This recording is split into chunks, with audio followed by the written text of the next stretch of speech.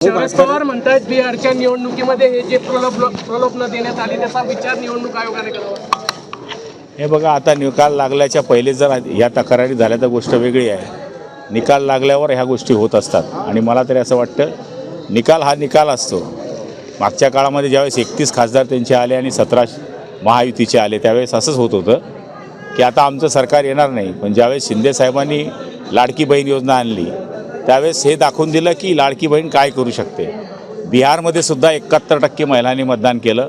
त्याचं मूळ कारण लाडकी बहीण म्हणजे महाराष्ट्र पॅटर्न बिहारमध्ये चाललं आणि बहिणींनी हे दाखवून दिलं की जो भाऊ बहिणीच्या कामात येईल आम्ही त्याच्या मागं उभं राहू, हे त्यांनी सिद्ध केलेलं आहे। त्यामुळे आता प्रलोभन आणि अमुक आणि ढमुक या गोष्टीला मला तरी वाटतं काही तथ्य नाही आहे। पवार साहेबांना बोलणं एवढा मोठा माणूस नाही आहे, पण मला तरी असं वाटतं की जे निकाल लागले ते सगळ्यांनी मान्य केले पाहिजे। संजय राऊत म्हणतात की महाराष्ट्रात जे घडलं आहे याच्यात काही वाईट वाटून त्यांनी तब्येत सांभाळावी आणि चांगलं व्हावं। त्यांना वाढदिवसाच्या शुभेच्छा।